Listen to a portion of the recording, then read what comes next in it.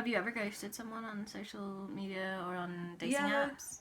Like, especially when I was trying to do it in university when I was younger, there was a really blatant, obvious one. I've been chatting lovely to this girl, been lovely, chatting to her for a while, and then she was mentioning, well, actually, what they're on there for is that she and her boyfriend are looking for a third for hookups. Oh, great, they're looking for a unicorn. And I, at that point, had no clue what I really wanted to say to that, so I just didn't ever respond.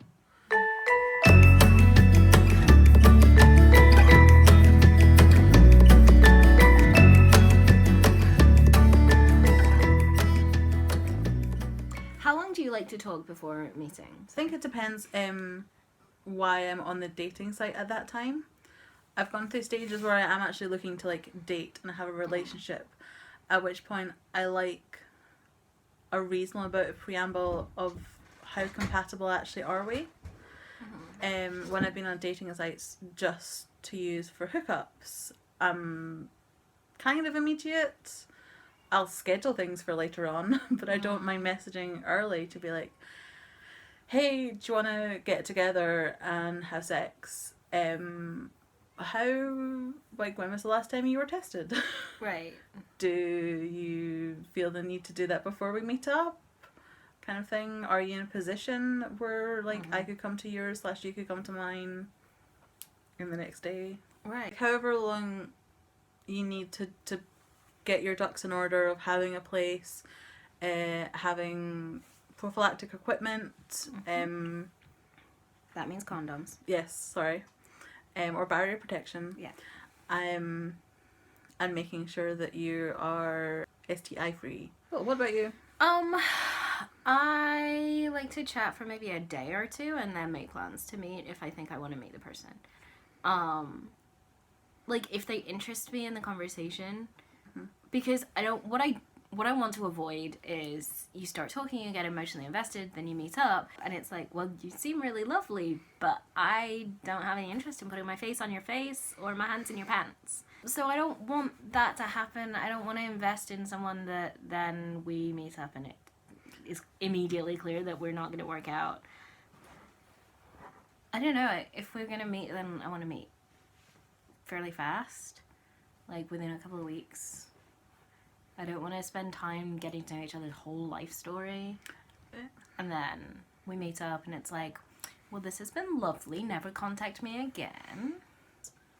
If you get to a third date, or if you do the second date and then you decide that maybe you do want to see each other again, that's the point where I would switch numbers. Like, one date that went well could be a fluke. 2 dates that went well, like, okay, let's see where this is going.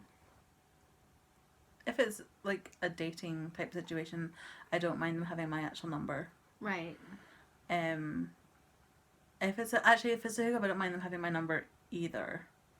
After a little bit of conversation, just to make things easier. Of, you know, you get to an area that has no 4G. You can't work out which the other are, but I wouldn't add them on like social media. No, for ages. I think I would need to be at the stage where I was referring to them as my girlfriend before I added them on social media, and I've never reached that stage. Yeah. Like, I've not reached that stage with someone since becoming single in the age of dating apps. Yeah, that's fair. I've done like the sideswipe thing where you go in and you're dating and you're dating and dating and then you're just friends. Huh. And at that point, because like you didn't have the right chemistry, or you hooked up and that was fine, but you weren't looking for the same things in a relationship. Yeah.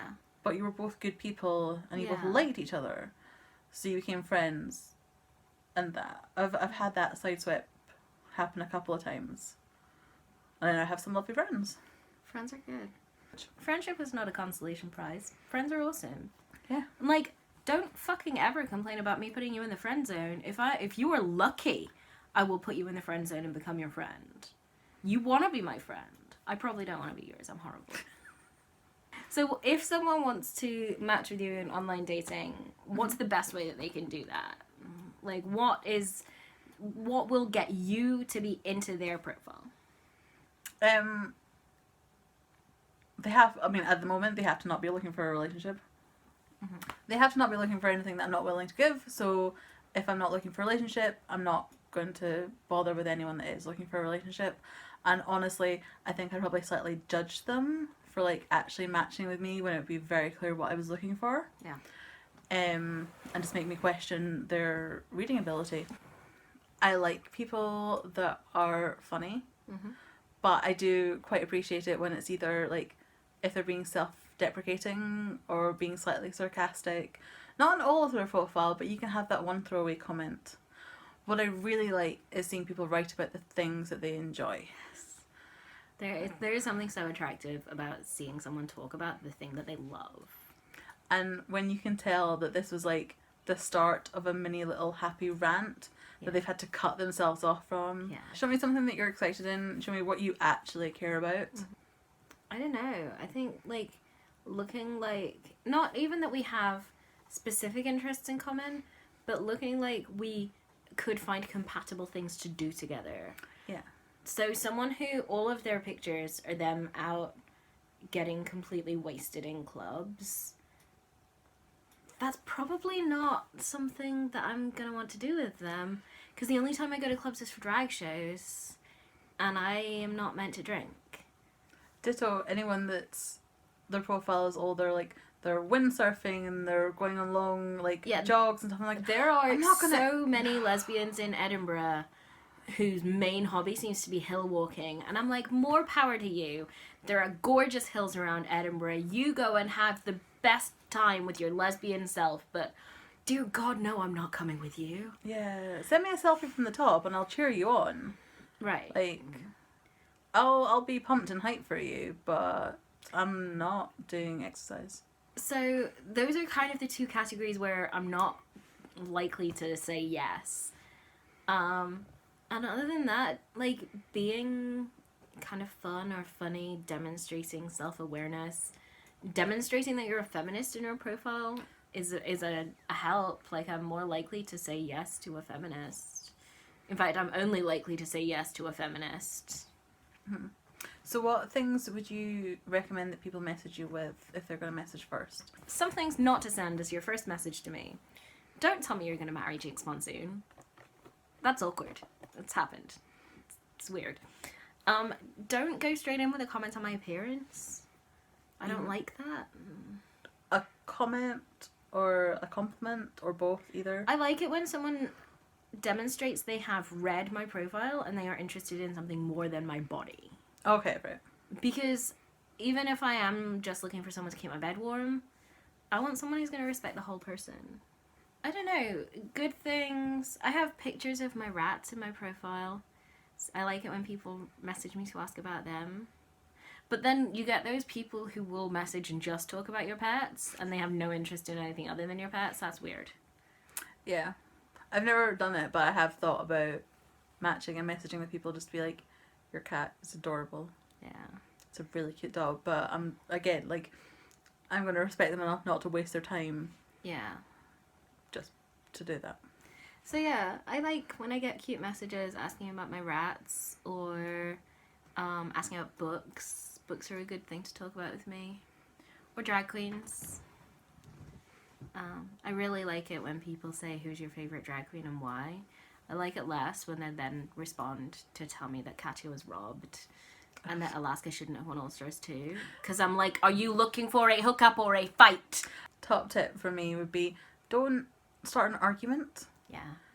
One of my friends who's very into like gaming and she writes articles about gaming has a couple of her favourite games on her profile, and someone messaged her to ask her about one of them and then spent a while telling her that why she was wrong. Yeah, I'm not into that. I'm not saying that I couldn't be with someone whose favourite queen is Katya and who wanted Katya to win All Stars 2. I'm not even saying that I couldn't be with someone who thought Katya should have won All Stars 2. Like, I could love someone who's wrong. I couldn't be with someone who wants to tell me all the reasons that I'm wrong to like Alaska better and wants to tell me all the reasons that Alaska should not have won All Stars 2. And who thinks that's an appropriate thing to do on like a second message or an introductory message. That what it shows is that they don't respect another person's right to have their own opinion, and that's not someone I'm interested in spending time with. also that they're not, I don't think they're really seeing you at that point as like someone to possibly have a relationship with, like someone as a proper person. They're just seeing you as like a partner to have an argument with. Yeah. Like, which is annoying. Also, don't send a very generic message. Or like, hey, sexy, or like, if I was there, what would you be doing to me? Really awful ones. People send that?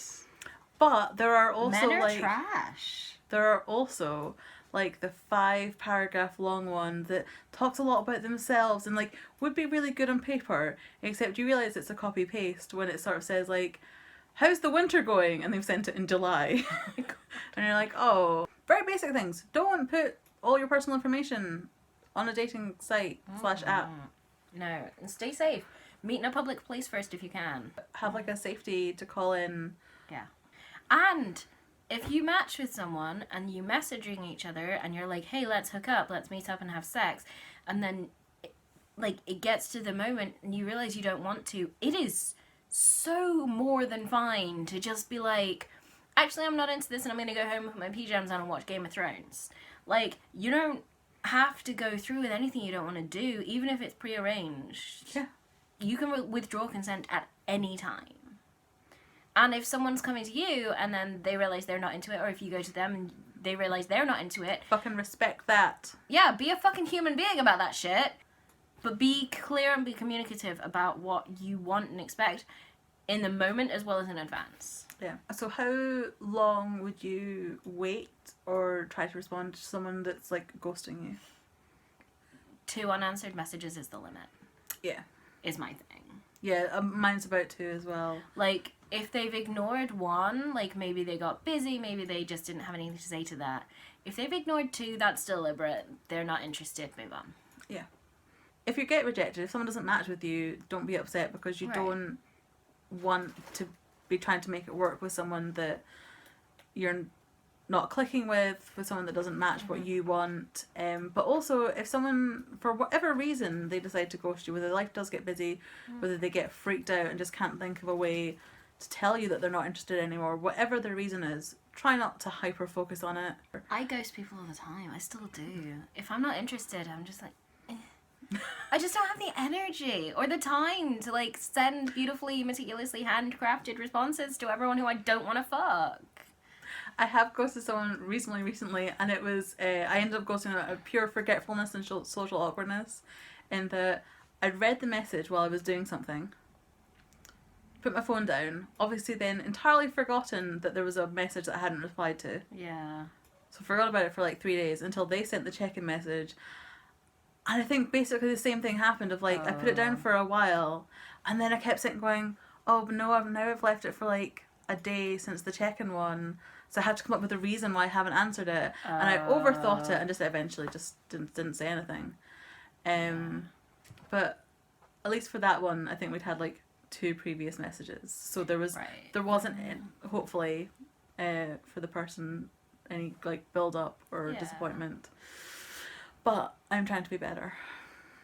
I don't really think there's anything wrong with just not responding to messages you're not interested in. There's not, but I know for myself I don't like getting it, so I try not to do it when possible. If you have any questions, you can email us, lesbianswers@gmail.com. You can also find us on Instagram and Twitter at Lesbianswers. We're Lesbianswers on Tumblr. We're Lesbianswers fucking everywhere, apart from Snapchat. Yeah, we don't use Snapchat.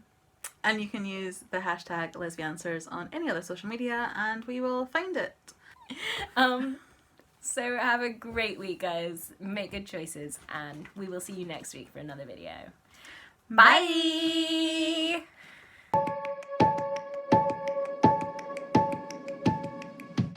And remember that if you want to seduce either of us, you have to submit an application in written form, because otherwise we will not know that we are being seduced. That is accurate. Yeah. Like, everything gets cuter as they get smaller. That's why cats are cuter than people. Yeah. But in that case, why is Alaska cuter than most people? She's really tall. Are you ready? Are you ready? Are you ready? You are you ready? Specifically. I love Alaska.